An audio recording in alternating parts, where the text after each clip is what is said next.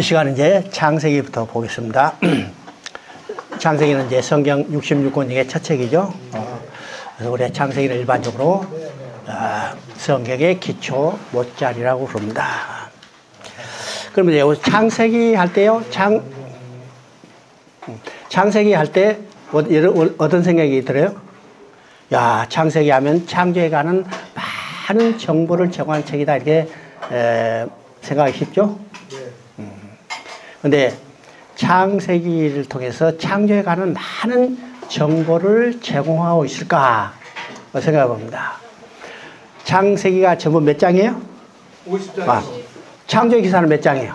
2장. 어? 창조의 기사는 몇 장? 2장이에요. 2장이죠? 그럼 50장 중에 2장이면 많을까요? 적을까요? 적어요. 11조도 안 돼. 4%밖에 안 돼요. 그러면 극히 적은 양이죠? 이 말은요, 창세기가 창조에 관한 많은 정보를 제공한 목적이 아니라는 사실을 알아야 합니다. 그러면 창세기를 기록한 목적이 뭘까? 창세기의 의미가 무엇일까를 생각해 봐야죠. 그래서 우리가 창세기를 통해서 하나님이 하실 일이 무엇인가? 성경 전체 맥락에서 창세기 의미가 무엇인가를 우리가 깨달아야 합니다. 뿐만 아니라 하나님께서 태초에 천지를 창조하셨다, 이 선포가 있죠? 그러면 하나님께서 창조의 목적, 하나님의 마음이 무엇인가를 아는 것이 중요한 겁니다. 우리 이제 창세기는 누가 기록했을까? 창세기는 우리가 다 아는 같이 모세가 기록했습니다. 그러면 창세기를 모세가 기록했는데 창세기의 첫 번째 독자는 누굴까요? 유대인. 어? 유대인. 출애굽에서 온 백성들. 출애굽에서. 창세기 첫 번째 독자는 모세와 함께 애굽에서 나온 이스라엘 백성입니다. 우리가 성경을 볼 때는요, 1차 독자와 2차 독자가 있다는 사실을 기억해야 합니다. 1차 독자는 누굴까요? 성경을 기록할 당시에 그때 함께 살았던, 저자와 함께 살았던 사람들이요. 이사야가 이사야를 기록했다. 첫 번째 독자는 누굴까요? 바로 이사야 시대에 같이 살았던 사람들이요.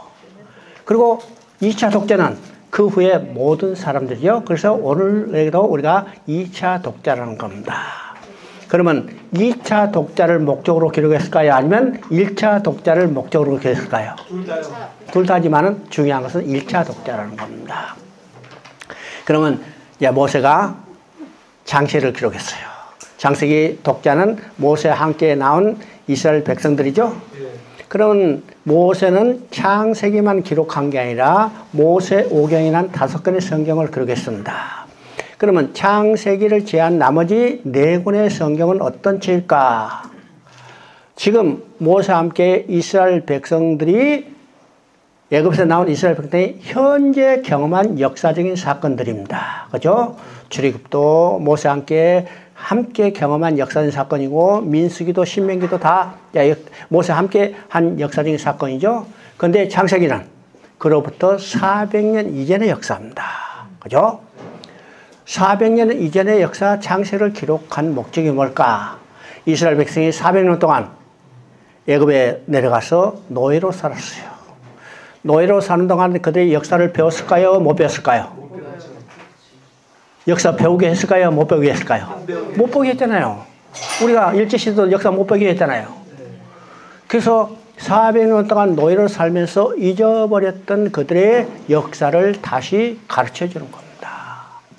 여러분요, 민족성을 유지하는 가장 중요한 요소가 뭘까요? 역사. 응? 역사. 언어, 역사. 민족의 정체성을 유지하는 가장 중요한 요소는 첫째는 언어입니다. 말을 잃어버리면요, 민족의 정체성을 잃어버려요. 그래서 우리가 잘 아는 것 같이 일본이 한국 침략하고 제일 먼저 뭘 했어요? 창씨개명. 이름부터 바꿔라. 그거 바꿔라요. 언어 못 쓰게 하는 거죠. 우리가 알퐁스 도테가 쓴 이 라스트 레슨이라는 책 있죠. 독일이 불란서를 점령하고 불란서를 못 쓰게 해요. 그래서 불란서는 마지막 수업을 하는 그 장면이에요. 이게 언어를 말살시키는 겁니다. 그죠? 두 번째는 역사예요. 역사를 잃어버리면요, 민족의 정체성을 잃어버려요. 그죠? 그래서 어떤 나라가 다른 나라를 점령해서 제일 먼저 하는 일은요, 언어를 말살시키고 역사를 완전히 없애버리는 겁니다. 오늘날 한국의 문제는 뭘까요? 역사가 왜곡되어 가고 있다는 사실이에요. 가장 중요한 일입니다. 그죠? 그래서 지금 400년 동안 그를 잃어버렸던 역사를 지금 모세가 창세를 통해서 다시 가르쳐 주는 데 있습니다. 뿐만 아니라 지금 애굽에서 이스라엘 백성을 건져내시는 그 하나님은 구원의 하나님이죠. 그 구원의 하나님이 누군가? 바로 다른 하나님이 아니라 창조주 하나님이라는 사실을 그들에게 깨닫게 하는 거예요. 오늘 우리가 믿는 하나님 누굴까요? 창조주 하나님이요. 그래서 태초에 천지를 창조하시다는 말이 성경에 제일 먼저 나와 있습니다. 창조요. 그래서 창조주 하나님께서 이스라엘 백성을 건져내시는데 그 창조주 하나님께서 이스라엘 백성들의 조상들에게 약속한 것이 무엇이고 그 약속을 어떻게 성취해 가는가를 창세기를 통해서 그들 깨닫게 해주는 거죠. 자, 이것을 통해서 그 후대에 나타난 오늘 모든 인간들에게 우리를 구원하신 하나님이 누굴까요? 창조주 하나님이고 그 하나님이 우리의 조상, 믿음의 조상들에게 약속한 것이 무엇이고 그 약속을 어떻게 성취해 가고 있는가를 우리가 깨닫게 해주는 겁니다. 그래서 우리의 창세기는 성경 전체를 통해서 하나님이 이루어갈 구원 계획의 대의가 여기에 나타나는 거죠. 우리가 성경을 연구할 때 어떤 책이 중요하냐 하면 대부분이 로마서가 중요하다 이렇게 하죠. 로마서부터 배웁니다. 저는 제일 먼저 배울 책이 어떤 책일까? 우리 이제 중국에서 내가 이 신학계를 할 때 제일 먼저 가르치는 과목이 국사 조감이에요. 지금 이런 식으로. 그리고 이것을 3번을 공부시킵니다. 왜요? 반복이에요. 3번을 해야 창세부터 개까지 이게 맥이 또 연결되죠? 그 다음에 가르친 책이 어떤 책일까? 계시록이에요. 왜요? 우리가 신앙의 목표를 분명히 알게 해요. 목표가 분명하면 안개가 껴도 비행장이 내리죠? 고난 있고 힘들어도 목표를 찾아가는 거예요. 오늘 이 땅에 우리가 신앙생활은 고난의 연속입니다. 그 가운데 목표가 분명하면 목표를 찾아가죠? 그래서 목표예요. 그 다음에 가르치는 걸 볼까? 창세기요. 로마서 제일 먼저 가르칠 것 같지만 옛날에는 그렇게 했어요. 그런데 이제는 그렇게 안 해요. 창세를. 왜요? 창세를 통해서 성경 전체 하나님의 일, 대의가 무엇인지를 우리가 볼 수 있기 때문입니다. 자, 창세기 1장 1절을 보면요. 태초에 하나님의 천지를 창조하시라 했죠? 자, 여기는 하나님이 누구신가에 대해서는 아무런 설명이 없죠? 하나님이 무슨 일을 하셨는가 장엄한 선포만 있습니다. 야, 태초에 하나님의 천지를 창조하시다. 우주 만물은 우연히 이루어진 게 아니고 하나님이 절대 주권을 가지고 창조했다는 사실을 우리가 선포하는 거죠. 이 한마디가 오늘 여러 가지 창조에 대한 이론을 한마디로 그냥 다 쉽게 말하면 박살내는 겁니다. 그렇죠. 하나님이 우주 만물을 창조했다. 그래서 우주의 역사의 주권자는 누구냐? 하나님이라는 것을 선포하는 거죠. 그리고 이제 2장 1절에 천지와 만물이 다 이루어지니라 했습니다. 그러면 1장 1절에 태초에 천지를 창조하셨다. 2장 1절에 천지 만물을 다 이뤘다. 그러면 그 사이에 뭐가요? 1장은 창조의 과정이 나오죠? 여러분 이제 여기서 중요한 것이 있습니다. 창조의 과정 속에 하나님이 어떤 재료로 어떤 방법으로 만드는 것은 아무런 언급이 없어요. 있어요? 없어요? 없어요. 이 말은 어떤 말일까요? 어떤 재료로 어떤 방법으로 만들어서는 이 과학적인 접근이죠. 그래서 오늘날 많은 사람들이요 창조에 대한 과학적인 지식을 얻으려고 예를 쓰지만은 그건 다 근본적으로 헛일이라는 사실을 알아야 합니다. 왜일까요? 하나님이 가르치지 않았잖아요. 가르치지 않으면 우리가 모를 수밖에 없죠. 그러면 왜 어떤 재료로 어떤 방법으로 만드는 것을 하나님이 언급하지 않았을까요? 그것이 우리가 성경을 이해하는 데 중요한 일이 아니기 때문입니다. 아니에요. 여러분이요, 딸을 낳는데 딸이 한 3살쯤 돼서 아장아장 이제 부모 따라서 어디 잘 가죠. 손잡고 가면서 이 딸이 엄마한테 물어봐요. 엄마, 내가 어떻게 낳았어? 그럼 대답이 안 해요. 어? 몰라도 돼. 그죠? 몰라도 돼. 왜요? 방법이 중요한 게 아닙니다. 왜 낳았어요? 그죠? 왜 낳았어요? 이게 중요한 겁니다. 왜 낳았어요? 사랑하기 때문에 함께 살게 낳았죠. 이게 중요한 겁니다. 그래서 우리가 창세기 1장을 통해서 이 과학적인 접근이 아니라 하나님이 창조한 마음이 무엇인가를 우리가 살펴봐야 합니다. 그러면 창세기 1장에서 반복되는 세 마디가 있어요. 세 마디는 첫째는 하나님이 이르시되, 우리가 이제 이르시되 했기 때문에요. 그죠? 한마디로 말하면 하나님이 말씀하시되, 두 번째는 그대로 되니라, 세 번째는 보시기에 좋았다는 거죠. 그러면 이 세 마디가 어떤 의미가 있을까요? 자, 하나님 말씀하셨다 하면요, 그 말 속에 말하는 사람의 계획과 목적, 생각과 사상이 들어있죠? 예. 내가 지금 계속해서 9시부터 말하고 있습니다. 말하고 있죠? 예. 왜 말해요? 왜 말해요? 성경을 우리가 더 쉽게 이해할 수 있어서 내가 말하고 있는 겁니다. 이 목적이 아니라면 나는 헛소리가 아닌 거죠? 그런데 나는 헛소리 하고 있는 게 아니에요.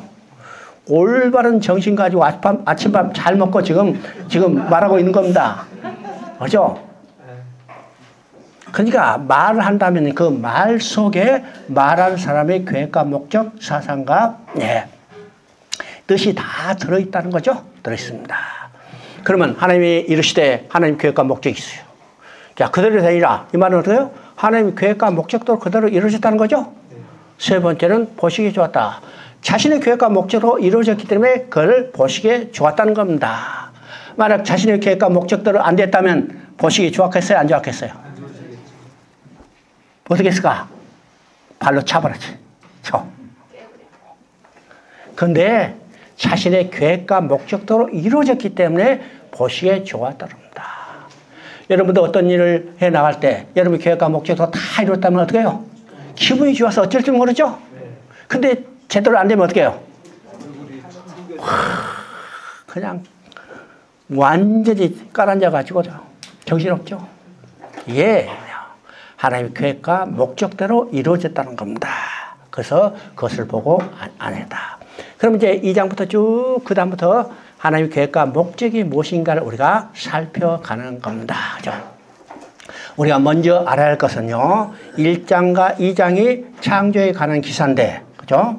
이 1장과 2장은 다른 창조가 아니라 1장에서는 우주 만물을 전체적으로 창조의 내용을 설명한 것이고, 2장은 인간 중심으로 이것을 확대해서 설명하는 거죠. 그래서 다른 창조가 아니고 같은 창조다. 그래서 우리가 볼 때 이제 순서를 조금 달리해서 우리가 전체적으로 1장, 2장을 보는 겁니다.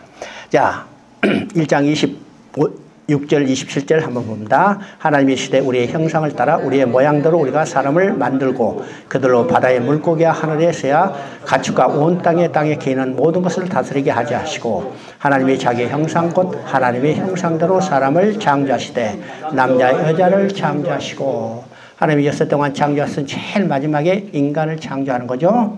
인간을 창조할 때는 어떻게 창조해요? 우리의 모양, 우리의 형상대로. 여기서 이제 우리라는 용어가 복수입니다. 그러니까 이 복수, 삼위 하나님이죠. 그러니까 인간을 지을 때는 삼위 하나님께서 특별한 역사가 있었다는 거죠. 역사죠. 그리고 인간을 자기의 형상대로 모양대로 만들었다. 그러면 자기 형상 모양대로가 이 의미가 뭘까요? 우리 이제 하나님이 자기 형상 모양대로, 그러니까 인간이 가지고 있는 이런 모양으로 좀 착각할지 몰라도 하나님은 육적인 존재가 아니죠? 영적인 존재예요. 그래서 우리가 가지고 있는 이런 형상이 아니라는 사실을 우리가 그냥 알 수 있습니다. 그러면 하나님이 자기 형상 모양대로 지었다는 할 때, 자, 이것을 우리가 어디서 깨달을 수 있는가? 2장 7절을 읽어봅니다. 여호와 하나님이 땅의 흙으로 사람을 지으시고 생기를 그 코에 불어넣으니 사람이 생명이 되니라. 자, 다른 생물들은 각기 종류대로 지었어요. 근데 인간을 지을 때는 그 방법이 아니죠. 흙으로 사람을 지으시고 그 코에 생기를 불어넣으니 생명이 된지라. 여러분은 흙으로 사람을 지을 때 사람이에요, 사람이 아니요? 어? 사람이에요, 사람이 아니요? 사람이 아니죠? 저 옷가게 마네킹 보고 사람이라고 해야 사람이 아니라고 그래요. 마네킹 하네요. 그 사람이 아니요. 사람까지 거의 똑같지만은 사람이 아니야. 뭐가 있어요? 생기가 있어요. 그래서 하나님이 흙으로 사람을 지으시고 생기를 불어넣으시니, 그죠? 생기를 불어넣으시니 생명이 된지라 했죠? 그러면 인간은 오히려 하나님의 생기가 있는 존재예요. 그러면 생기를 여러 가지로 해석하지만은 하나님의 영입니다. 그러면 왜 하나님께서 인간에게 하나님의 영, 생기를 불어넣었을까요? 왜 불어넣을까요? 영이신 하나님과 교제가 가능하도록 지은 거예요. 하나님의 영이 인간 속에 들어있기 때문에 이 영을 통해서 영이신 하나님과 교제가 가능하죠? 이게 하나님의 창조의 핵심적인 목적입니다. 영을 불어넣으시고 영적인 존재로 만들으셔서 하나님이 영이신 하나님과 교제가 가능하도록, 쉽게 말하면요, 말이 통한 존재로 지었어요. 말이 통한 존재였죠? 목적이 뭘까요? 함께 살기 위해서요.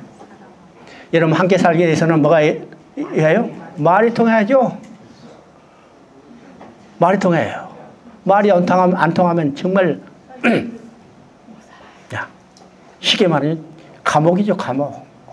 말이 통해야 합니다. 이게 아주 핵심적이에요. 말이 통해요. 자, 여기서 또 중요한 것이죠. 인간을 지을 때만 흙으로 사람을 지으시고 생기를 불어넣었다. 하나님이 영이 들어있는 존재죠. 영이 자체가 어떤 존재로 있어요? 인간을 하나님의 성전적 존재로 지었다는 사실을 우리가 알아야 합니다. 그래서 오늘 우리가 어떤 존재예요? 성전적 존재잖아요. 우리가 하나님의 성전이고 하나님이 영이 우리 안에 계신 것이죠.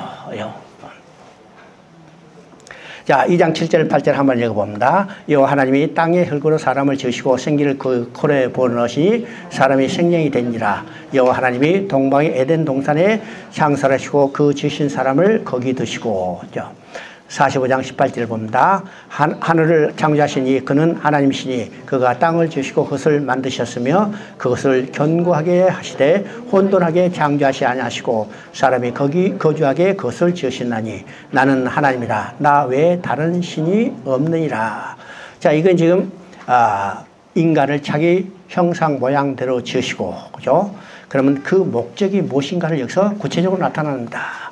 자, 하나님이 땅의 흙으로 사람을 지으시고 생기를 그에 불어넣으니 사람이 생명이 되리라. 그죠? 하나님이 영적인 존재, 하나님과 교제할 대상으로 지었어요.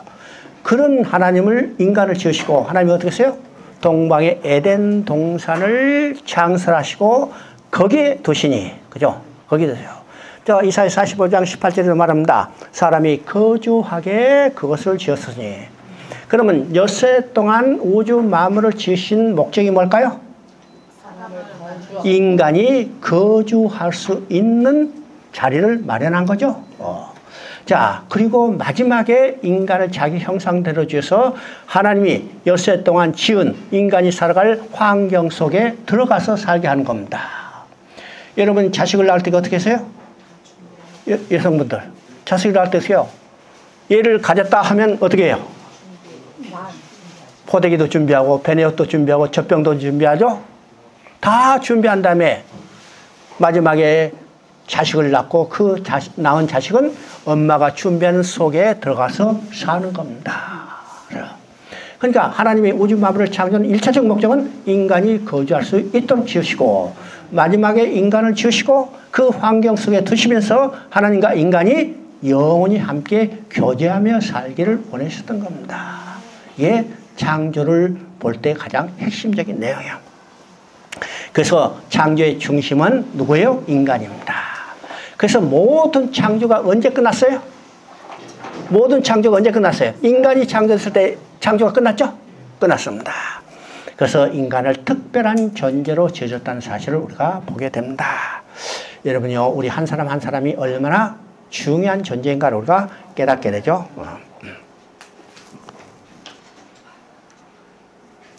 자, 1장 28절 봅니다. 자, 하나님이 그들에게 복을 주시며 하나님이 그들에게 이르시되 생육하고 번성하여 땅이 충만하라. 땅을 정복하라. 바다의 물고기와 하늘의 새와 땅을 움직이는 모든 생물을 다스리게 하시니라. 이제 43장 21절 봅니다. 이 백성은 내가 나를 위하여 지었나니 나를 찬송하게 하려 함이라. 이것은 이제 인간에게 하나님이 자기 형상대로 주시고 인간에게 주신 복입니다. 여기서 굉장한 중요한 의미가 있다는 사실을 우리가 보게 됩니다. 자, 첫째 복을 주셨다고 그랬죠? 그러면 이 복의 내용이 어떠신가? 우리가 이 복의 내용을 세 가지로 이야기할 수 있습니다. 세 가지로. 첫째는 생육하고 번성하고 충만하라. 이 복은요, 인간에 주신 복일 뿐만 아니라 사명이에요. 복일 뿐만 아니라 사명입니다. 아, 사명. 자, 오늘요, 차별금지법 가지고 여러 가지로 이야기하죠? 우리가 쉽게 얘기하면요, 성소수자. 야, 여러분 잘 알아야 합니다. 쉽게 하면요, 좌파라고 얘기하죠? 공산 세력들, 그러니까 이걸 말하면요, 마르크스로부터 비롯하는 이 세력들은 언어를 혼잡게 하는 겁니다. 언어를 애매모호하게 쓰게 하는 거예요. 그죠? 대표적인 것이 성소수자입니다. 여러분, 동성애 하면 듣기 싫죠? 그러면 동성애를 뭘로 바꿨어요? 성소수자로 바꾸니까 이건지 저건지 몰라. 그래서 유명한 추미애 같은 사람은 나도 성소수자다 그랬어요. 그럴까요? 성소수자 개념이 모르니까 자기도 출신은 한국의 귀한성이잖아요. 그래서 성소수자도 이런 해프닝도 나타나는 겁니다. 이게 중요한 겁니다. 언어를 애매모호하게 하는 거예요. 오늘 기독교 내에서도요, 이 기독교 성경적 이 용어를 애매모호하게 바꿔버리는 일들이 얼마나 많은가를 여러분 잘 압니다. 여러분 성경 이해할 때 언어, 내용 정확히 이해해야 합니다. 알죠? 그래서 복과 사명. 첫 번째 주어는 복일 뿐만 아니라 사명이에요. 그래서 옛날에 봐요. 자식 많이 낳으면 복 받았다 그러죠? 예. 사명입니다. 왜요? 자식을 생육하고 번성해서 이 땅에 가득 채워야 해요. 가르쳐야죠. 이게 복과 사명입니다. 그 다음에 두 번째는 뭐예요? 땅을 정복하고 다스리라.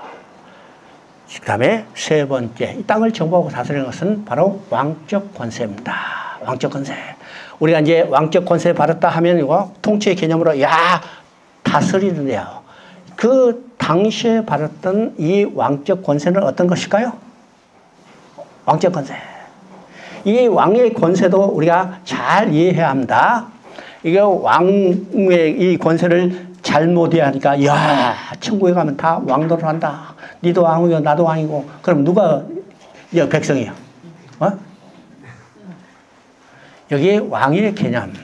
왕의 개념, 이게 다스려야죠. 이것은 하나님이 창조한 목적대로 모든 피조물을 잘 관리하는 겁니다.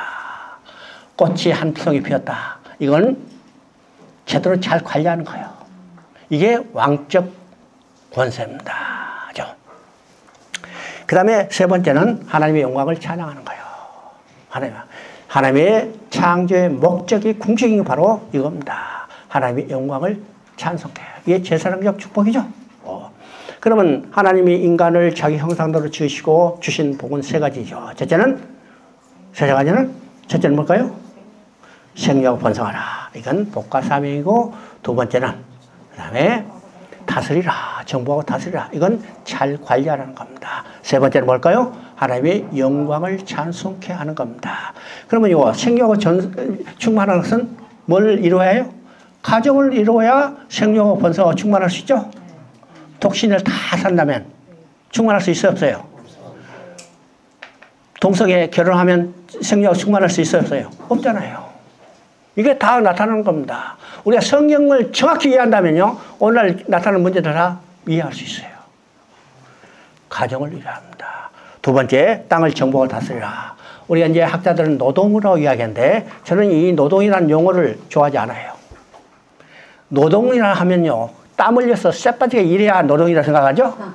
근데 이거는요, 하나의 즐거움입니다. 즐거움이요. 여러분요, 수성 보는 사람 보세요. 분지하는 사람들요. 그 사람들 하지만은 힘들다 얘기해요? 재밌어서 하죠. 그러니까 우주 마음으로 관리하는 것은 하나님이 창조 목적도 관리하는 것은 이건 즐거움을 누리는 겁니다. 기쁨을 누리는 거죠. 이게 노동이라는 용어는 물론 이제 일을 해야죠. 그러나 관점이 완전히 다른 사실이에요. 세 번째는 하나님의 영광을 찬양케 하는 겁니다. 그러면 이 말은요, 전체적으로 어떤 의미요? 하나님이 우주 만물을 지으시고 거기에 아담 하나를 딱 만들었어요. 그렇죠? 그럼 우주 만물의 그 피조물을 누가 관리해요? 아담 혼자서 관리할 수 있어요? 못 하잖아요. 그래서 생명 번성에서 다 합쳐가지고 거기에 있는 하나님의 피조물을 하나님의 창조 목적대로 잘 관리해서 결과적으로 어떻게 해요? 하나님의 영광을 찬송케 하는 겁니다. 그게 하나님의 창조의 목적이죠? 창조예요. 하나님의 영광을 받기 위해서. 받기 위해서. 자, 2장 17절을 한번 봅니다. 선악을 알게 한 나무의 열매는 먹지 말라. 내가 먹는 날에는 반드시 죽으리라 하시냐. 자, 이것을 우리가 우리 금지 명령으로 생각하고 이걸 대해서 오해하는 경우들이 있죠. 와, 왜 선악과를 따먹게 버렸을까? 하나님이요, 선악과를 두지 않았으면 따먹지도 않을 거고 범죄하지 않았을 텐데 왜 선악과를 거기에 두고 따먹게 했을까? 어디까지나 인간이 하나님의 언약을 깨트린 거죠. 그죠? 하나님의 마음은 어떤 것일까요?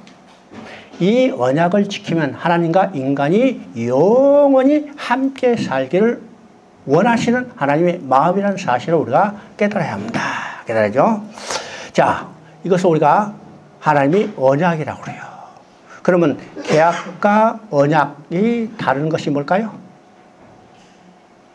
계약과 언약이 어떻게 다른가? 우리가 이제 세상적인 용어들 있죠? 계약도 있고 언약도 있고. 그러면 계약과 언약은 어떤 건가? 계약은요, 쌍방 간의 요구사항과 의무사항을 내걸고 체결해요. 그죠? 한쪽이 그걸 위반하면요, 자, 의무사항을 엄격히 지켜야 할 뿐만 아니라 다시 계약을 변경할 때는 더 엄격한 이 의무사항을 내걸고 계약을 체결하죠? 이렇게 합니다. 그런데 하나님이 주신 언약은 그런 계약이 아닙니다. 이 계약을 위반하면 인간의 의무사항을 지은 거다. 하나님께서는 끝까지 그 계약을 주신 것에 대해서 자기 자신이 책임과 의무를 이행하겠다는 것이 여기에 들어있어요. 아셨죠? 자, 이 언약만 지키면 어떻게요? 하나님은 따먹지 않는다는 이 언약만 지키면 하나님은 인간에게 영원한 생명을 보장해 줘야 해요. 하나님의 우주 만물의 질서를 지켜야 하고 왕으로서 대접을 해줘야 해요. 그죠? 근데 인간이 선악과를 따먹었어요. 그렇다면 하나님이 이 자기 의무사항을 이제 포기한 거예요? 아니요. 더 좋은 조건으로 언약을 갱신해 주는 것을 우리가 보게 되는 겁니다. 이게 하나님의 언약의 특성입니다. 그러면 이 말을 다른 말을 말하면요, 먹지 말라. 먹으면 반드시 죽으리라 그랬죠? 그럼 우리가 이게 이 문자적인 가지고 이거 금지 명령이다 이렇게 생각하지만은 하나님께서 이 언약을 주신 하나님의 마음을 우리가 생각해 봐야죠. 우리가 성경을 볼 때 문자적인 것보다도 그 속에 나타나는 하나님의 마음이 무엇인가를 우리가 알아요. 먹지 말라. 반드시 먹으면 반드시 죽으리라. 이 말을 반대로 얘기하면 먹지 않으면 영원히 살리라. 그죠? 먹지 않으면 영원히 살리라. 다른 말은요, 하나님과 인간이 영원히 함께 기쁨에 즐거운 삶을 누리게 해서 주신 하나님의 언약입니다. 언약이죠. 자, 이 언약이라는 말이 어디서 이게 확정되는가? 호세아 6장 7절입니다. 이스라엘이 하나님의 언약을 어겼죠? 그때 하나님이 뭐라고 말했어요? 아담처럼 언약을 어겼나니였습니다. 그러면 아담이 어긴 언약은 어떤 것이요? 선악과를 따먹은 거죠. 그러니까 이 선악과 언약은 언약이라는 사실입니다. 언약. 그래서 이 언약을 통해서 하나님과 인간의 관계가 어떤 관계인가를 말하고 있는데 성경에서 하나님과 인간의 관계를 세 가지 관계로 이야기를 합니다. 첫째는 왕과 백성의 관계예요. 왕과 백성이죠.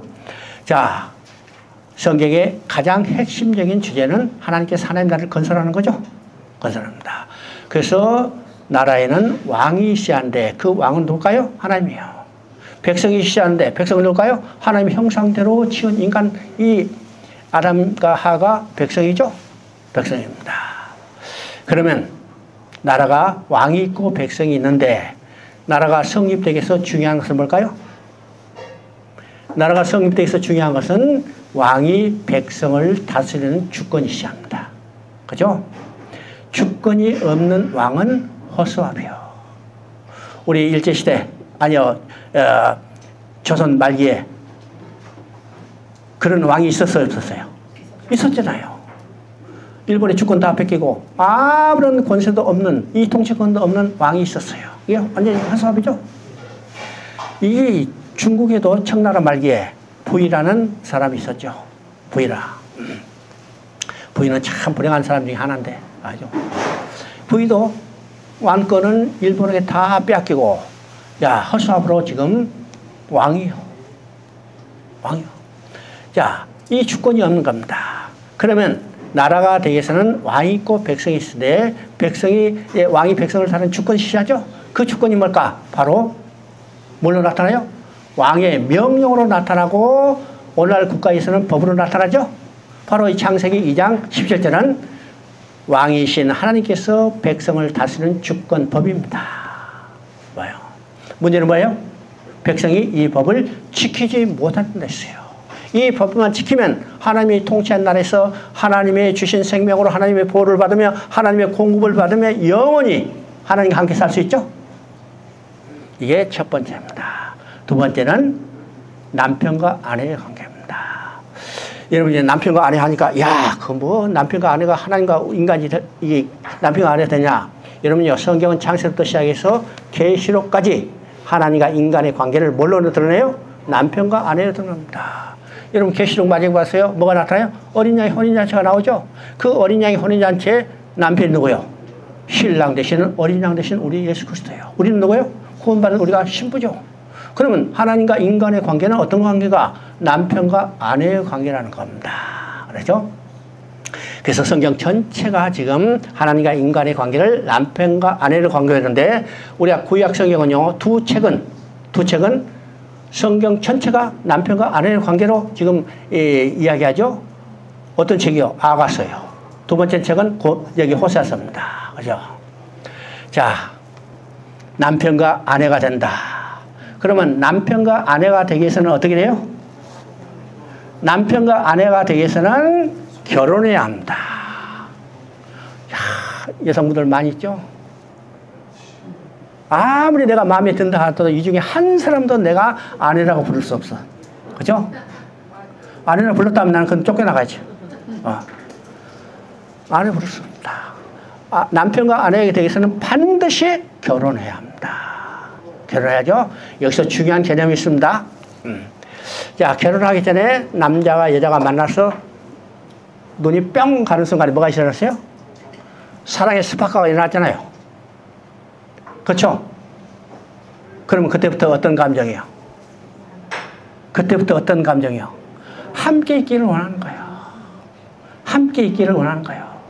그래서 남자는 여자한테 쫓아가고 여자는 남자한테 쫓아가요. 그래서 만나고 결혼 안 했으니까 어떻게 해요? 헤어져야 해요. 헤어져야죠. 그래서 사랑한다는 가장 근본적인 기저의 감정은 뭘까? 함께 해야 하는 거예요. 우리가 사랑에 대해서 여러 가지로 이야기하지만은 그건 다 소설적인 이야기고 낭만적인 이야기고, 사랑이라는 말 속에 가장 근본적인 것은 함께 있는 거예요. 여러분요, 남녀가 사랑해도 함께 있기를 원하죠? 부모가 자식을 사랑해도 함께 있기를 원하고, 그죠? 친구가 친구를 사랑해도 함께 있기를 원하는 거예요. 여러분, 그런 경험 있어요? 없어요? 친구 좋아하니까 하루 종일 붙어 있고, 그것도 방과 후에도 집에 가기 싫으니까 빵집에 가서 둘이 실컷 놀다가 집에 늦게 들어가서 어떻게지도 하죠. 이게 함께라는 겁니다. 하나님이 인간을 사랑해도 그 사랑이 뭐예요? 함께죠. 함께죠. 그래서 남편과 아내, 그죠? 결혼해. 여기 사랑하기 때문에 결혼해요. 결혼의 목적이 뭘까요? 결혼의 목적이 뭘까? 함께 사는 거예요. 지금까지는 살아가지만은 다른 집에 살았죠? 근데 결혼하자. 한 집에 살고, 한 방에 살고, 한 이불 속에 들어가서 사는 것이 결혼입니다. 결혼의 다른 복잡한 이야기들 다 이야기지만은 결혼의 근본적인 목적은 함께 사는 거예요. 그렇죠? 함께 사는 거예요. 그러면 지금 하나님과 인간이 어떻게 해요? 남편과 아내가 돼서 함께 살기를 원하는 겁니다. 함께 사는 거죠? 문제는 뭐냐? 아내된 인간이 이 언약을 어겼다는 뜻입니다. 이 언약만 지키면 영원히 함께 살 수 있죠? 이게 두 번째 하나님과 인간의 관계입니다. 세 번째 관계는 아버지 아들의 관계죠. 아버지 아들의 관계. 이건 아버지 아들 관계는 내가 설명할 필요 없죠? 여러분 아침에 다 기도할 때 하나님을 누구라 불렀어요? 할아버지라 부르는 사람 있어요? 어? 삼촌이라 부르는 사람 있어요? 없잖아요. 다 아버지라 불렀죠? 내가 하나님을 아버지라 부르면 나는 자연히 그의 자녀가 되는 겁니다. 잘 알죠? 근데 하나님과 인간의 관계, 이 아버지 아들의 관계는요, 육신의 아버지 아들보다 더 완전한 관계예요. 여러분요, 육신의 아버지 아들인 것은 이건 제한성이 있습니다. 두 가지 면에서 제한이 있죠? 첫째 제한은 어떤가요? 시간적 제한입니다. 내가 아버지 노릇하는 언제까지 할 수 있을까요? 어? 아버지 노릇할 때는 죽기 전까지 못해요. 죽으면 아버지 노릇 못하죠? 여러분이요, 죽기 전까지 아버지 노릇한다 하더라도 내 살아있을 때 아버지 노릇 온전히 했어요? 내가 중국에서 17년 동안 살았는데 17년 동안 사는데 내가 자녀들은 뭐 했어요? 한국에 남아있잖아요. 아버지 노릇 할 수 있어요? 없어요? 못하는 거예요. 이게 육신의 아버지는 시간적으로 제한이 있는 겁니다. 두 번째는 능력적으로 제한이 있어요. 여러분요, 자녀들이 원하는 거 다 해줘요? 못 해주잖아요. 이게 능력이랍니다. 그런데 우리 아버지 되신 하나님은 영원하신 분이요, 완전한 능력을 가져요. 그분은 영원부터 영원까지 우리의 아버지시라. 그죠? 이것이 하나님과 우리의 관계, 아버지 아들의 관계죠. 아버지입니다. 이 세 가지 관계를 통해서 영원히 함께 살기를 원하실 거예요. 그래서 주신 언약이 창세기 2장 17절이에요. 또 이 언약을 주시면서 하나님께서는 인간을 완벽한 인격적인 동등한 관계를 유지하기를 원하실 겁니다. 그런데 선악과를 따먹지 말라. 이 말은 다른 것은 다 금하지 않는데 선악은 하나님이 주권 속에 있다. 오직 선악을 분별하는 하나님의 주권 속에 있다는 것을 그들을 깨닫게 하는 목적이라는 사실을 우리가 보게 됩니다. 그렇죠? 자, 2장 18절 한번 읽어봅니다. 2장 18절 여호와 하나님이 이르시되 사람이 혼자 사는 것이 좋지 아니하니 내가 그를 위하여 돕는 배필을 지으라 하시고, 이제 2장 24절 봅니다. 이러므로 남자가 부모를 떠나 그의 아내에 합하여 둘이 한 몸을 이루니라. 이제 2장 18절에 우리가 중요한 개념을 알아야 합니다. 혼자 사는 것이 좋지 아니하니, 그 다음에 뭐라 써요? 돕는 배필을 지어주니라. 자, 이 의미가 무엇일까요? 이 의미가, 자, 가끔 어떤 이 목사님이 오래전인데 지금은 이제 이런 이 창세기 2장 18절부터 이걸 가지고 설교를 할 때 혼자 사는 것이 좋지 않니 돕는 배필을 지어줬다. 야, 남자 혼자 하나 지었더니 밥에 먹고 빨래하고 청소하는 거 처음 촬영하니까, 자, 돕는 배필을 지어서 여자를 지어줘서 저 남자를 돕겠다. 그죠? 만약에요, 빨래하고 밥하고 청소하는 이 돕는 배필로 여자를 지었다면 오늘 여자 필요 없어요. 그죠? 밥은 밥솥이 하면 되죠? 빨래는 세탁기가 하면 되고 청소는 청소기가 하면 되죠? 그러면요, 이게 혼자 사는 것이 좋지 않다는 개념과 돕는 배필이라는 개념이 어떤 것인가를 우리가 이해합니다. 혼자 사는 것이 좋지 않다는 것은 어떤 의미일까요? 앞에 지금 1장 28절에 봐죠? 생육하고 번성하여 충만하라. 이건 사명이면서 복을 줬다고 했어요. 그러면 남자 혼자서 생육하고 번성하여 충만할 수 있어요? 절대로 불가능합니다. 그죠? 그러면 하나님께서 돕는 혼자 사는 게 좋다는 것은 하나님이 주신 사명과 복을 누릴 대상이 없다는 거예요. 이게 혼자 사는 것이 좋지 않다는 겁니다. 두 번째 의미는 교제 대상이 없는 겁니다. 여러분요, 우리는 지금요, 태어나서 그저 부모가 있고, 가정이 있고, 학교가 있고, 또 사회가 있어서 자정적으로 이게 교제의 대상이 형성돼 갔죠? 그래서 이게 혼자 사는 거죠. 교제 대상이 없다는 것에 대해 그렇게 심각하게 생각하지 않았어요. 그러나 여러분요, 형벌 중에 가장 무서운 형벌이 무엇인 줄 아세요? 여러분 빠삐용 영화 보셨죠? 이건 독방에 가둬버린 거예요. 이게 무서운 형벌입니다. 왜요? 교제 대상이 없는 거예요. 그래서 인간에게 가장 이게 중요한 것은 교제 대상이 있다는 거예요. 여러분이 부부싸움 해도 싸울 대상이 있다는 거 감사하게 여겨야 그죠? 이게 교제 대상이 있는 겁니다. 교제 대상이다. 그래서 혼자 사는 것이 좋다는 것은 첫 번째 생육하고 번성하여 충만할 이게 복과 사명을 누릴 대상이 없는 거고, 두 번째는 교제 대상이 없다는 거예요. 그래서 돕는 배필은 누굴까요? 바로 복과 사명을 함께 누릴 수 있는 대상이고 교제 대상으로 주셨다는 겁니다. 그래서 여자를 지어주는데 여자는 어떤 존재요? 남자 인격적으로 동등한 관계입니다. 여러분요, 지금 여필 정부 많이 이야기하지만 이건 잘못된 개념입니다. 인격적으로 동등한 관계예요. 여러분요, 교제가 가능하기 위해서는 어떻게 해요? 인격적으로 동등한 관계가 교제가 가능한 겁니다. 인격적으로 교제가 동등한 존재로 지어져서 서로 말이 통하게 해서 하나님이 주신 사명과 복을 누릴 수 있어요. 대신 뭐가 달라요? 기능이 다른 거죠. 기능이 다릅니다. 이것이 혼자 사는 것이 좋지 않으므로 돕는 배필을 주셨다는 의미입니다.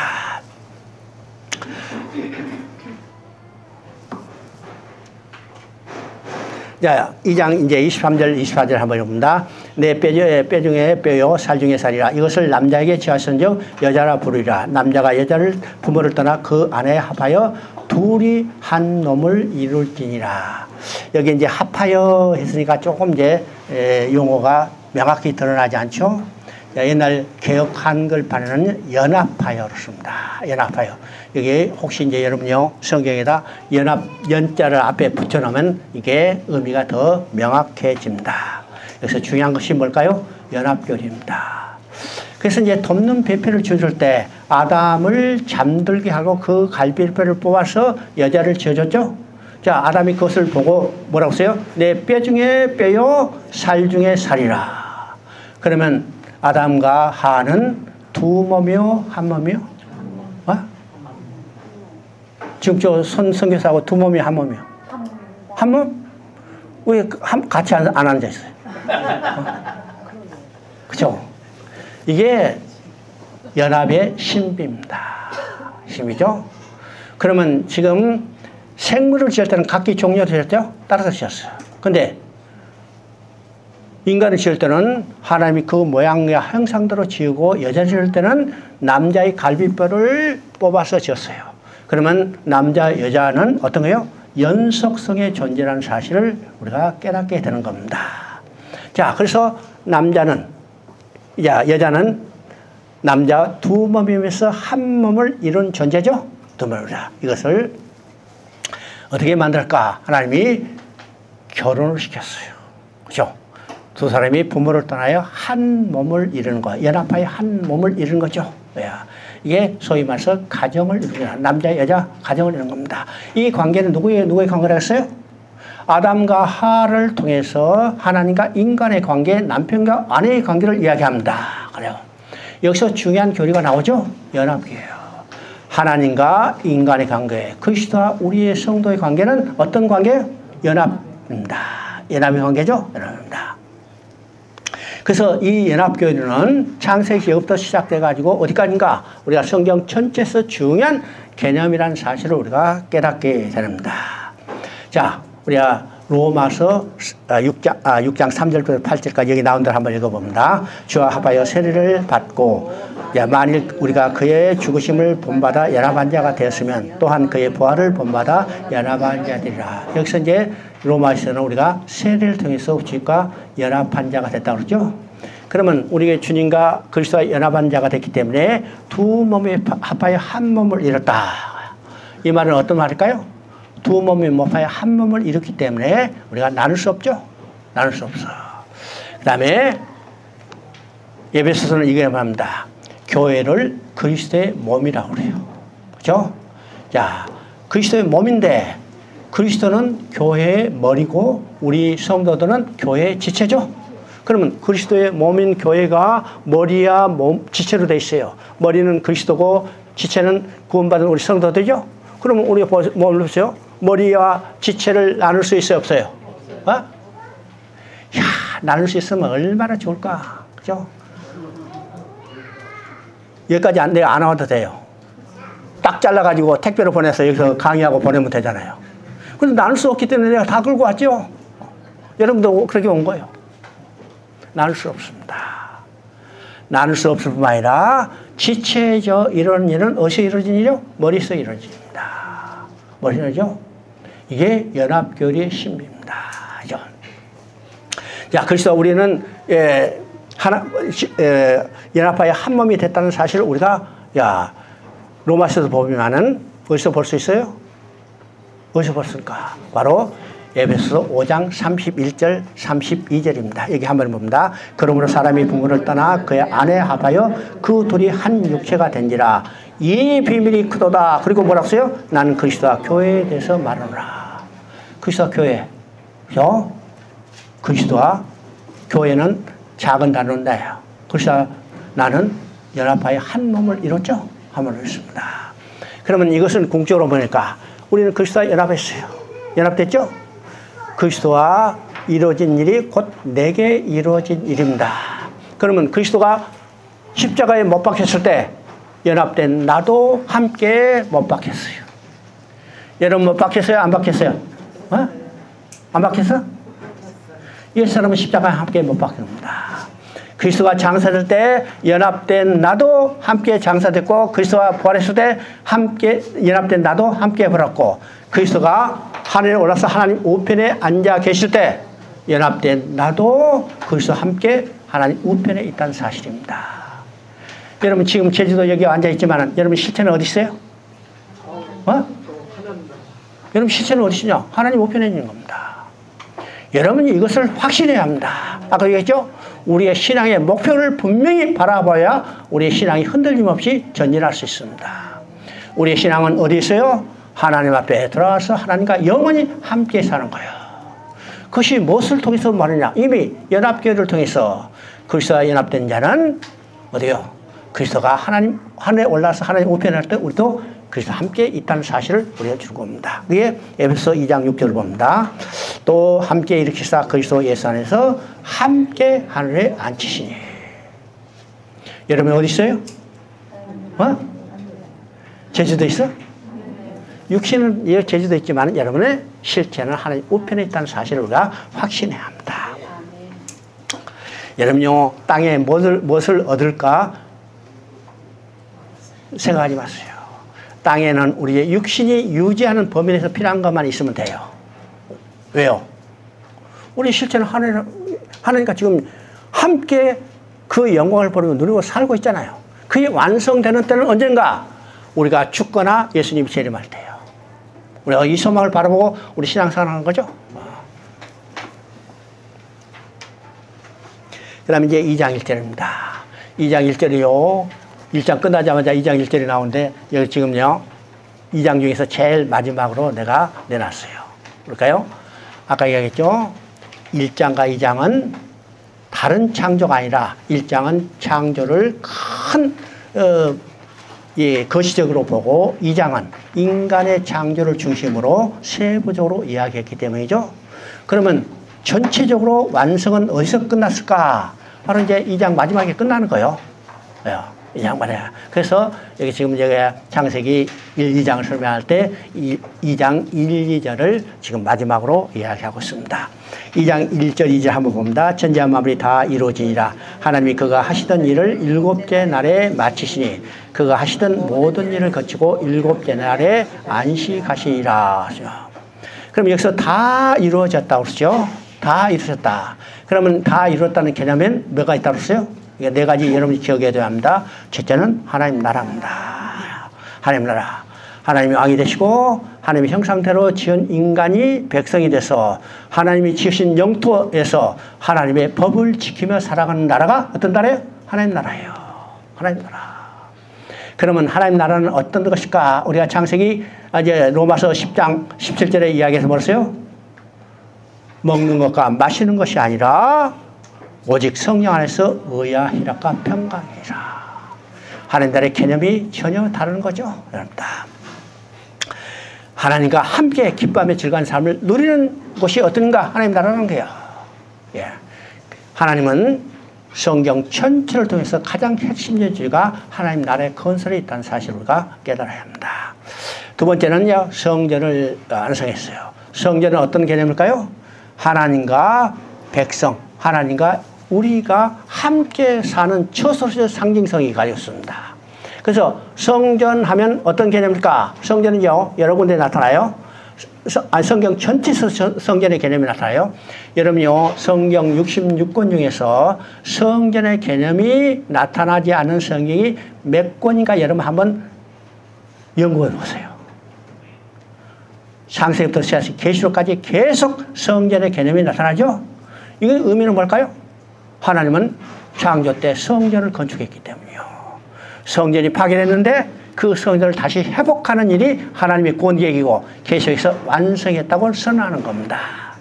그래서 성전은 뭘까? 하나님과 그 백성이 함께 사는 처소로서의 상징성을 가지고 있는 겁니다. 자, 그리고 이제 세 번째는 안식을 누림이 있죠. 안식. 그죠? 여기 이야기한 대로 그 하시던 일을 7째에 마치시고 그 하시던 일을 모든 일을 그치시고 7째 날에 안식하시니라. 여기 잘 들어야 합니다. 7째 날에 안식일을 지켰느니라 이렇게 안 왔죠. 그렇죠? 7째 날에 안식일을 지키다 하지 않고 7째 날에 안식하시니라. 그러면 8째 날은 안식을 지켰어요? 안식을 누렸어요? 안 누렸어요? 7째 날에 모든 일을 다 마치시고 하나님이 더 하실 일이 없어. 그래서 하나님은 어떠해요? 그 지으신 것과 함께 기뻐하며 즐거운 삶을 누리는 겁니다. 그러면 안식은 언제 게요? 인간이 범죄하고 하나님 앞에 쫓겨날 때까지 하나님은 계속 안식을 누리는 겁니다. 그죠? 안식이 하루만 있는 게 아니고 하나님은 이 날을 통해서 연속된 안식이에요. 아시죠? 그러면 왜 안식일을 지키라고 했을까요? 왜 안식일을 지켜요? 이건 7내급 이후에 안식일을 지키라고 십계명이 주셨죠?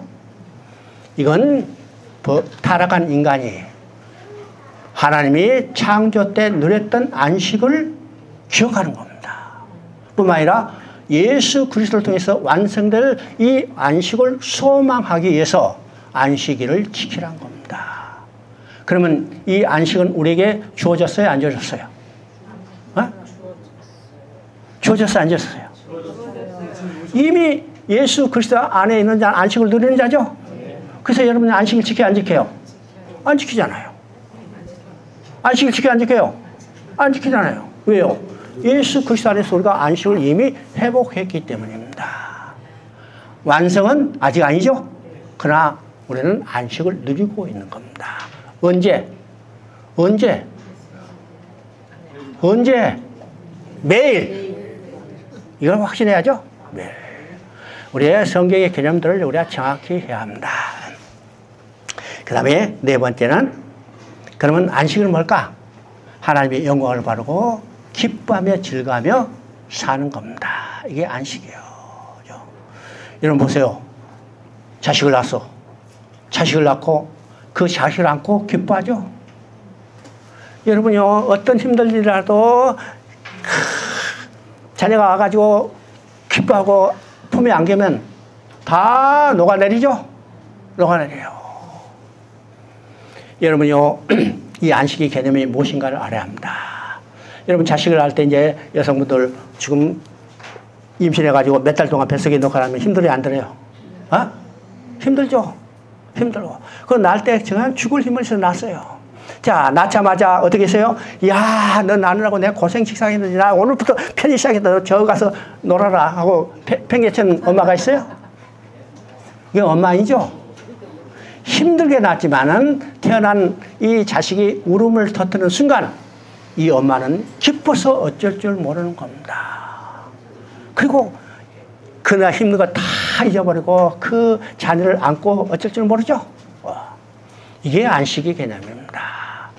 그러면 부모가 자녀를 함께 안식을 누린다면 그 자녀도 어디서 안식을 누려요? 부모의 품속에서 함께 안식을 누리는 겁니다. 그러면 하나님의 안식은 곧 누구의 안식이에요? 하나님의 안식은 곧 그의 자녀의 안식, 우리 인간의 안식입니다. 하나님도 부모가 자녀를 안고 안식을 누리지 하나님도 그 백성과 함께 안식을 누리고 자녀도 그 어머니의 품속에서 안식을 누리든지 인간도 하나님 품속에서 함께 안식을 누리는 거예요. 자녀를 잃어버렸다. 그러면 안식이 깨지죠? 동시에 누구의 안식이 깨져요? 엄마 품속에서 함께 안식을 누리던 이 자녀의 안식도 깨지는 거예요. 그래서 엄마를 잃어버리면 어떻게 해요? 두렵고 슬퍼서 앙앙 우는 겁니다. 언제 울음이 그쳐요? 엄마 품에 안기면 울음이 그치잖아요. 이게 간단한 이야기입니다. 안식 골치 아프게 생각할 필요 없어. 그죠? 하나님도 이 안식을 인간과 함께 누리게 해서. 그죠? 네 번째는 이제 가정을 이룹니다. 남편과 아내로서 살아가면서 함께 살면 자동적으로 어떻게 해요? 자녀가 태어나죠? 이 생육하고 번성하고 충만하는 이 하나님의 복과 사명을 누리게 되는 겁니다. 이게 가정이에요. 그래서 아까 얘기했죠? 계시록 21장 1절부터 7절 사이에 7절 사이에서 뭐가 있다고 했어요? 바로 장세 때 이뤘던 이 네 가지 개념이 그대로 회복되는 것을 우리가 보게 됩니다. 창세기 2장 3장 6절을 한번 읽어보십니다. 여자가 그 나무를 본즉 먹음직도 하고 보암직도 하고 지혜롭게 할 만큼 탐스럽기도 한 나무인지라. 여자가 그 열매를 따먹고 자기와 함께한 남편으로 주매 그도 먹은지라. 자, 인간의 문제는 지금 창세기 1장부터 6장까지 3장 1절부터 6절까지 6절 사이에 나타나는 겁니다. 그죠? 자, 아담과 하와가 선악과를 따먹었어요. 선악과를 따먹고. 이게 복잡한 이야기들은 많이 여러분의 참고서에 잘 나타났으니까 읽어보시고. 여기서 핵심은 뭘까요? 핵심은 뭘까? 바로 선악과를 따먹었다는 데 있죠? 그러면 선악과를 따먹었다, 손을 뻗어서 선악과를 따먹었다, 이건 불순종의 행위죠? 그러면 이 불순종의 행위가 왜 나타났을까요? 이 불순종의 행위가 왜 나타났을까요? 하나님의 약속을 믿지 못하기 때문이에요. 여러분 보세요. 하나님의 약속은 먹지 마라. 먹으면 반드시 죽으리라 했어요.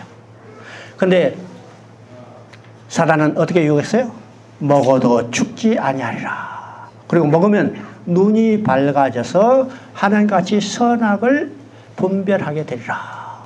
사단의 말은요 항상 달콤하죠? 오늘 이단들도 얼마나 감은 이슬로 꼬시는 거 보게 되죠. 사단의 유혹입니다. 자, 아담과 하와가 이 사단의 유혹에 하는 말에 넘어가서 어떻게 해요? 선악과를 따먹었어요. 이 선악과를 따먹는 불순종 행위는 하나님의 약속을 믿지 못하는 거죠. 먹으면 반드시 죽으라는 이 하나님의 약속을 믿었다면 어떻게 해요?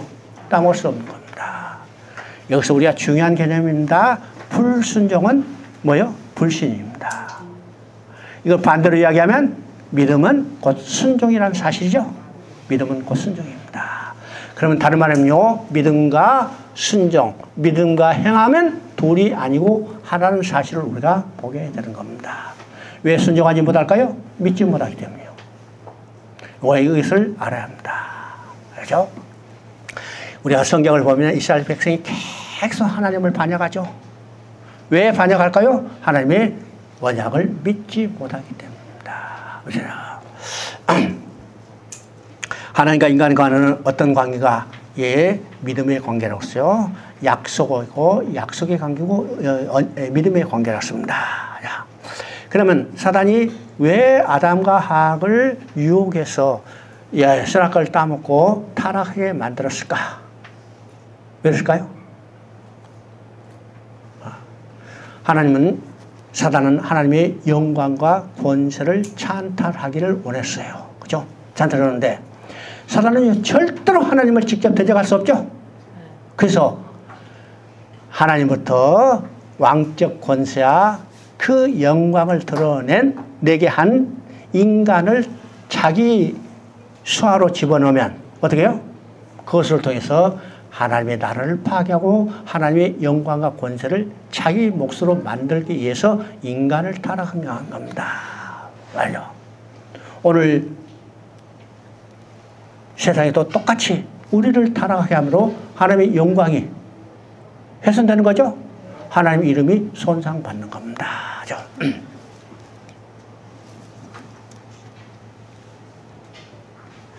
자, 3장 9절부터 10절까지 읽어봅니다. 여호와 하나님이 아담을 부르시며 그에게 이르시되 내가 어디 있느냐 이르되 내가 동산에서 하나님의 소리를 듣고 내가 벗어섬으로 두려워하여 숨었나이다. 제가 지금 선악과를 따먹고 범죄한 인간에게 아담과 하에게 하나님이 찾아오셨어요. 찾아오셔서 부르죠. 하나님이 아담을 부르시며 그에게 이르시되 내가 어디 있느냐. 자, 여기서 중요한 의미가 있습니다. 범죄한 아담과 하악에 하나님이 찾아오셨어요. 그리고 내가 어디냐고 부르시는 겁니다. 자, 찾아오셔서 부르신 것은 어떤 의미일까요? 하나님은 심판의 목적이 있는 게 아니라 구원의 목적이 있다는 사실을 우리가 깨달아야 합니다. 이게 성경 전체를 통해서 나타나는 하나님 마음이요. 자, 하나님은 심판의 목적이 있는 게 아니라 구원의 목적이 있어요. 만약 심판의 목적이 있다면 하나님이 그들에게 찾아오실 필요도 없고 내가 어디냐고 물어보실 필요도 없죠. 왜요? 먹으면 반드시 죽으리라. 먹었기 때문에 죽으면 돼.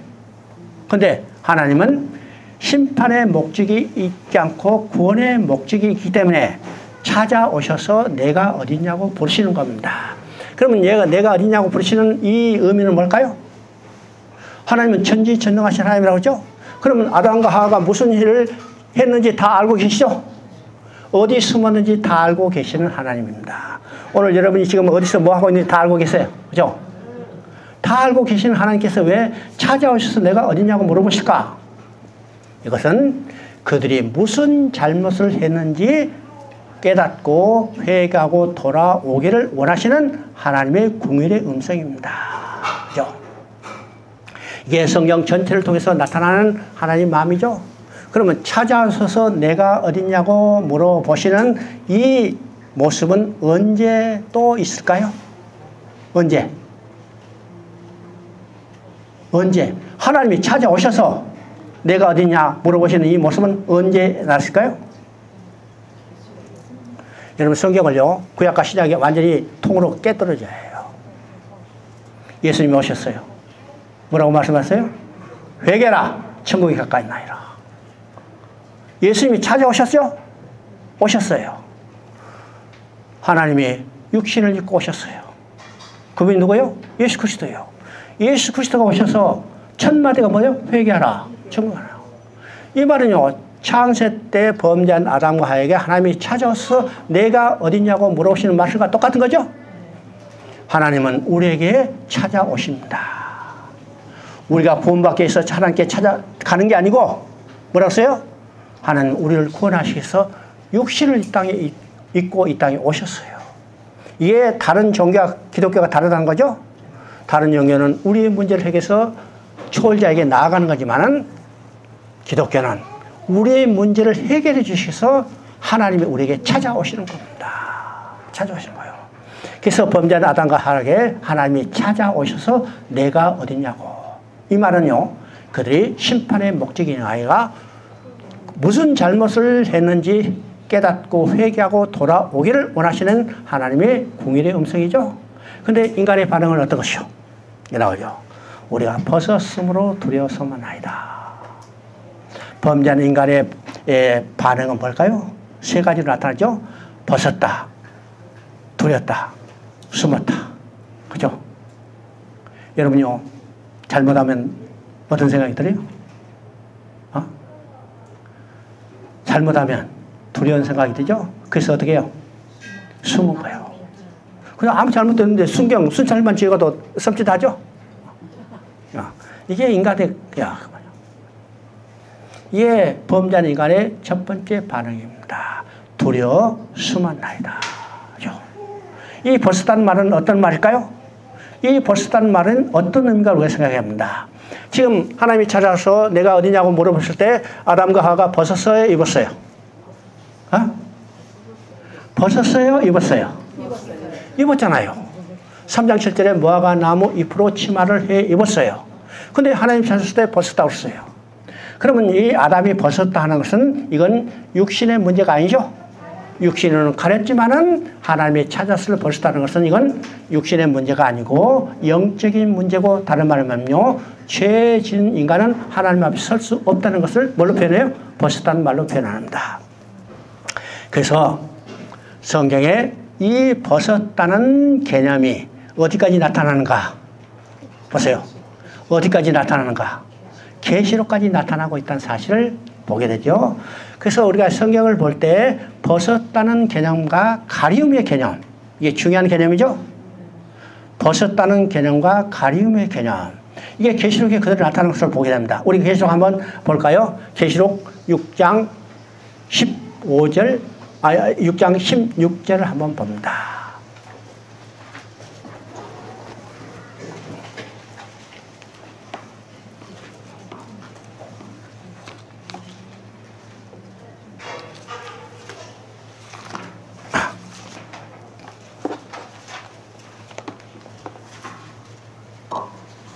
계시록 6장 16절. 자, 산들과 바위에 말하되 우리에 떨어져 보라, 보좌에 앉으신 이의 얼굴에서 그 어량의 진로에서 우리를 가리라. 여기서 가리라는 말이 나오죠. 그리고 이제 17절을 보니까 그들의 진로의 큰 날에 이르렀으니 누가 능히 서리요. 자, 여기서 누가 우리를 가리우로. 그러니까 이 가렸다는 말은 어떤 말일까요? 벗었다는 말이에요. 벗은 자는 하나님 앞에 설 수 없죠. 그래서 누가 능히 서리라는 말이 나옵니다. 자, 그 다음에 16장 15절 한번 읽어봅니다. 16장 15절. 보라, 내가 도둑같이 어리니 누구든지 깨어 자기 옷을 지켜 벌거벗고 다니지 아니하는 자는 자기의 부끄러움을 보이지 아니하는 자는 복이 있으라. 여기서 중요한 말이죠. 자기 옷을 지켜 벌거벗고 다니지 않은 자는. 자, 이 상황은 어떤 상황이에요? 이 상황은 지금 6번째 대접이 쏟아지는 거죠. 이 6번째 대접을 쏟아질 때 지금 뭐라고 써요? 자기 옷을 지켜 벌거벗고 다니지 않은 자는. 그러니까 이건 가렸다는 말이죠.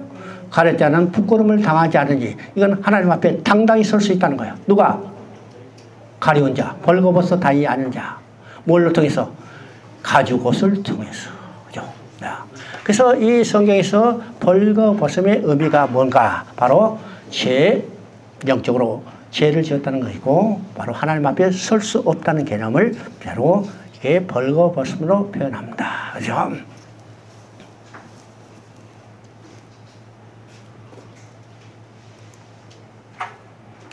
야, 창세기 3장 24절 한번 읽어봅니다. 3장 24절. 하나님이 그 사람을 찾아내고 에덴 동산 동쪽에 그룹들과 두루 도는 화양검을 두어 생명나무의 길을 지키게 하니. 자, 아까 얘기했죠. 벌거벗었으므로 두려워서만 아니라. 벌거벗었죠. 죄를 의미하고 죄진 인간은 하나님 앞에 설 수 없다는 것을 뭘로 표현했어요? 벌거벗었다는 것을 표현했죠. 야, 하나님 앞에 설 수 없기 때문에 어떻게 해요? 하나님 앞에 쫓겨나는 거죠. 하나님이 쫓아냈다고 했습니다. 그래서 하나님이 그 사람을 쫓아내시고 에덴 동쪽에 그룹들과 도루 도는 하얀검을 두어 생명나무를 지키게 하나니. 이건 한마디로 하나님께서 범죄한 인간들을 하나님 앞에 쫓아냈어요. 그러면 아담과 하와가, 아니 하나님이 왜 범죄한 아담과 하와를 쫓아냈을까? 그죠? 쫓아냈을까? 자, 이것을 가지고 어떤 사람이 얘기해요. 야, 그 무정한 하나님 자기는 믿지 못한대. 아니, 선악과를 하나 따먹었는데 그걸 그냥 에덴에서 쫓아내는데 이건 비정한 하나님 나는 믿지 못한대. 그렇게 방송에 나서 떠드는 사람도 있어요. 여러분요, 이런 내용들을 우리가 정확히 알아야 합니다. 그러면 하나님이 왜 선악과를 따먹은 아담 하와를 쫓아낼 수밖에 없었을까요? 왜 쫓아낼 수밖에 없을까? 이게 성경적 이유를 우리가 정확히 알아야 합니다. 그 성경적 이유로 바로 어디서 나타나는가? 고린도후서 6장 14절입니다. 지금 나오죠? 한번 같이 읽어봅니다. 너희는 믿지 않는 자와 멍에를 같이 하지 말라. 의와 불법이 어찌 함께하며 빛과 어둠이 어찌 사귀며. 자, 이 말은요, 한국, 자, 연세에 드신 이 권사님들 잘 알아. 그죠? 왜, 언제 이 말을 써볼까요? 자녀 결혼할 때 배우자 보고, 야, 믿느냐, 믿지 않느냐 했죠? 안 믿는다면 이 말 딱 이해하죠? 믿지 않는 자 멍에를 같이 하지 말라. 그래서 비토하죠. 이때 써먹는 말이 아닙니다. 이게 중요한 것이죠. 이게 굉장히 중요한 의미가 있어요. 여러분요, 이 내용을 정확히 이해하면 여러분 갈라디아서 이게 여기 로마서 거의 반은 이해해요. 어렵다는 개념이죠. 성경으로. 그러면 그 개념이 어떤 것인가 여기를 보여합니다. 너는 믿지 않는 자와 멍에를 같이 말라. 의와 불법이 어찌 함께하며 빛과 어둠이 어찌 사귀며 그렇습니다. 이 말은 어떤 의미일까요? 지금 도표에 나와 있죠? 하나님은 의로우신데 인간은 범죄함으로 불의한 자가 됐어요. 이게 불법으로 있지만은 불의한 자입니다. 불의한 자가 됐죠? 그래서 의로우신 하나님과 함께할 수 없기 때문에 쫓겨날 수밖에 없죠. 쫓겨났습니다. 또 하나님은 빛인데 인간은 범죄함으로 어둠이 됐죠. 여러분, 빛과 어둠은 절대로 함께할 수 없죠. 이 방이 캄캄해서 이제 밤이 돼서 캄캄하면 여기 들어올 때 스위치를 누른 순간 전등에 불이 들어오죠. 그러면 전등에 불이 빡 들어오는 순간에 이 방을 꽉 메웠던 어둠은 어떻게 해요? 물러난 거예요. 전등이 켜 있는 동안 아무리 어둠을 끌어당겨 놓는다 하더라도 어둠은 여기 머무를 수 없어요. 왜요? 빛과 어둠이 함께할 수 없기 때문에. 그래서 하나님은 의로우신데 인간은 범죄함으로 불의한 자가 돼서 함께할 수 없기 때문에 어떻게 해요? 쫓겨날 수밖에 없죠. 그럼 여기서 중요한 것이 있습니다. 불의한 자가 돼서 쫓겨난 인간의 가장 중요한 일은 어떤 일일까요? 불의한 인간, 여기 자가 돼서 하나님의 쫓겨난 인간에게 가장 중요한 일은 하나님 앞에 다시 돌아가야죠. 하나님 앞에 다시 돌아가. 여기 잘 들어야 합니다. 하나님 앞에 다시 돌아가기 위해서는 어떻게 돼요? 의롭게 돼야 해요. 의롭게 돼야 어르신 하나님 앞에 돌아갈 수 있죠? 그러면 의롭게 됐다는 말은 어떤 의미요? 의롭게 됐다는 것은 하나님 앞에 다시 돌아가게 됐다는 개념입니다. 근데 인간 스스로 의롭게 될 수 없기 때문에 하나님이 의롭다 여겨주시는 거예요. 이게 칭의입니다. 인간이 스스로 의롭게 될 수 없기 때문에 하나님이 의롭다 여겨주신 거예요. 그러면 성경에서 의롭게 됐다는 개념은 어떤 것이요? 이건 철학적인 윤리의 개념이 아닙니다. 여러분 잘 알아요? 의인의 개념, 의의 개념을요, 철학적 윤리적 개념을 해석하니까 복잡해요. 아주 간단합니다.